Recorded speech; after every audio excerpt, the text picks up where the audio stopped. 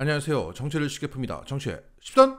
최근 정부 여당발 이슈들은 국민들을 개돼지로 보고 있기 때문에 나오는 것입니다. 김포 서울 편입도 국민들을 개돼지로, 공매도 금지도 개미들을 개돼지로 보고 있기 때문에 던지는 겁니다. 하지만 개돼지들이 생각보다 많기 때문에 선거에 영향이 있을까 시민들은 관심 있게 지켜보는 거죠. 이런 가운데 오늘 미국이 한율 관찰 대상국에서 한국을 제외했다는 소식이 전해졌습니다. 여기에 환호하는 개돼지들이 많이 보입니다. 유럽 가서 대북 제재 해제해달라고 하다가 정신병자 취급받은 문재인과는 차원이 다른 외교네요. 대개분들도 대한민국 망하라고 저주하지 말고 윤석열이 잘한 일은 잘했다고 칭찬해본 게 어떨까요?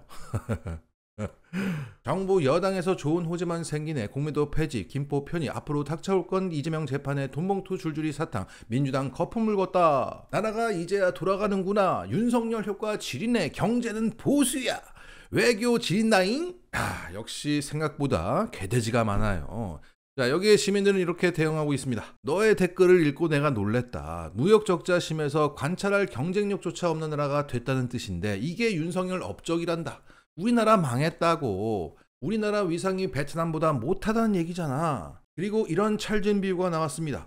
1등 하는 애가 경쟁 대상이었던 그부가 요즘 공부는 안 하고 태극기 부대에 가서 열심히 태극기 흔들고 있으니 신경을 껐다는 거다. 자, 겉으로 보면 각자가 정파적으로 해석한다 이렇게 볼 수 있지만 팩트는 이거죠. 미국 재무부 환율 관찰 대상국 지정 기준은 이 세 가지고 이 중 2가지 이상이 해당되면 지정이 되는 겁니다. 이 중 우리나라는 미국 무역 흑자가 380억 달러를 기록하고 있어서 이 중 한 가지만 해당돼서 제외가 된 것입니다. 그러면 나머지 지정 기준에 충족되어 왔다가 이번에 미달되었다는 얘기입니다. 한국 GDP의 3%를 초과하는 경상수지 흑자를 기록했다가 못했다는 겁니다. 작년부터 올해 8개월간 GDP 2%를 초과하는 달러 순매수를 못했다는 겁니다. 그러니까 미국 경제에 영향력이 큰 나라가 환율을 조작까지 하면 미국에 안 좋은 영향을 미치게 되니까 유심히 관찰 중이었는데 거기서 제외되었다는 겁니다.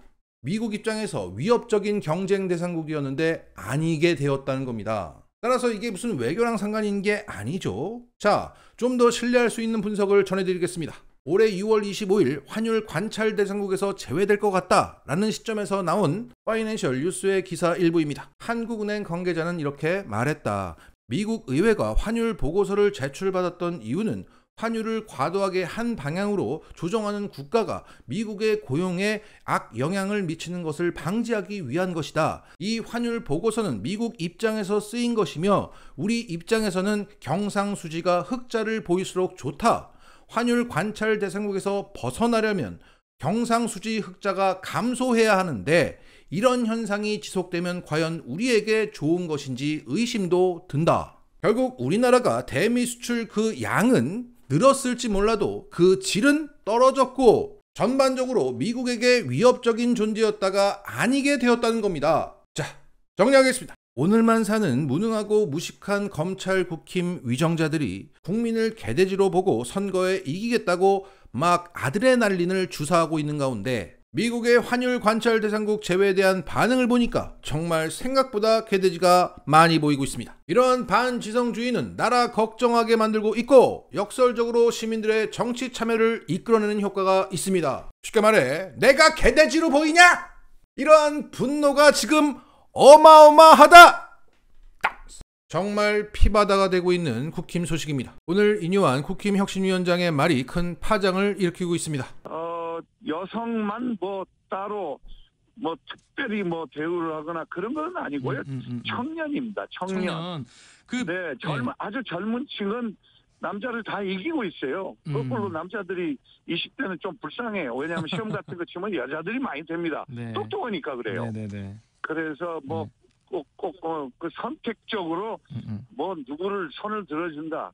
그러나 이제 OECD 국가에서는 여성 지도자가 형편없이 낮아요. 우리가 그거 올라가야 됩니다. 그거 유교 문화에 좀 남아 있는 건데 우리 여성을 똑똑한 여성, 이 나라가 우리 어머님 때문에 발전했죠. 남자들이 발전시킨 나라가 아닙니다. 20대 여성이 똑똑해서 20대 남성은 계속 밀리고 불쌍하다.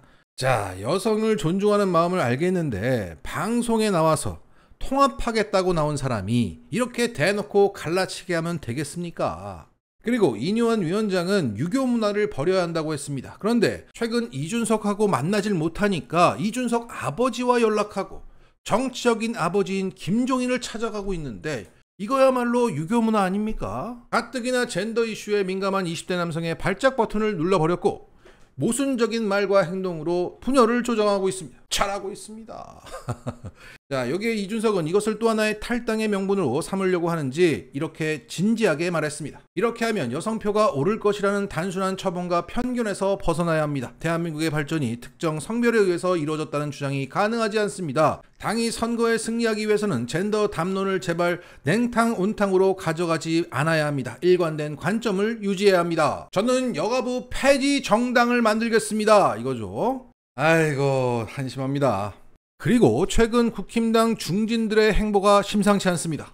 김포 편입에 대해서 정치 쇼라고 강하게 비판했던 국힘 소속 유정복 인천시장을 향해서 국힘에서는 민주당 출신이라서 저런다고 일축했습니다. 그런데 이런 비난이 앞뒤가 맞지 않는 게 현재 국힘에서 UCT 프로젝트 특별위원장직을 맡으면서 이 김포 편입을 이끌고 있는 조경태야말로 민주당 출신 아닙니까? 출신 성분으로 따지면 유정복보다 조경태가 찐입니다. 결국 내부 싸움에 민주당 끌어들이면서 논점 이탈을 하고 있는 거죠. 여기에 홍준표는 이렇게 일갈했습니다. 김포 서울 편입론은 반짝 특수나 노리는 떴다방을 연상시킨다. 선거는 정도로 우직하게 국민들을 설득하는 것이다. 내년 3월쯤에 그런 떴다방 정책을 추진하면 모르되 총선까지 6개월이나 남았는데 시대정신에 역행하는 떴다방 정책이 성공할 수 있을까? 자, 김포 편입은 떴다방이다. 참, 민주당은 이런 건 배워야 됩니다. 여기에 국힘 내 최다선인 5선의 서병수 의원도 김포 편입에 대해서 어깃장을 놓고 있죠. 그리고 국힘 중진들의 반발은 다른 이슈에서도 이어지고 있습니다. 최근 민주당은 노란 봉투법과 방송 3법 개정안을 처리하겠다고 예고했습니다. 여기에 국힘당은 이것을 저지하겠다며 필리버스터로 맞대응하겠다고 했는데 여기에 나서는 3선 이상의 국힘 중진 의원은 권선동이 유일하다고 합니다. 자, 이거 완전 피바다 전야제입니다. 과거 국힘당이 야당일 때는 중진들이 줄줄이 필리버스터에 나서서 2-3시간씩 막 연설하고 막 그랬는데 지금은 윤핵관 중에서도 권선동밖에 없다는 겁니다. 자, 이것은 인요한 혁신위원장이 국힘 중진들을 향해서 내년 총선에서 불출마 또는 영남 버리고 수도권 험지 출마 이렇게 압박한 것에 대한 반발로 봐야 합니다. 아니라 다를까 국힘의 한 중진 의원은 이렇게 말했다고 합니다. 지금 중진들은 내가 잘리게 생겼는데 무슨 필리버스터냐 라고 하는 기류가 강하다. 인요한 혁신에 대한 반발로 전투력이 확 떨어졌다. 자, 정리하겠습니다. 이렇게 장님 코끼리 만지듯 제대로 된 해법을 제시하지 못하고 오히려 분열을 조장하고 좌충우돌하는 인요한과 쓸데없이 정만 계속 만들어서 사방에 적밖에 없는 이준석, 그리고 한 발 물러서서 망하기만 기다리고 있는 하이에나 홍준표, 내가 잘리게 생겼는데 무슨 놈의 필리버스터냐 라고 말하는 중진들이 국힘당을 정말 피바다로 만들어가고 있습니다. 마치겠습니다.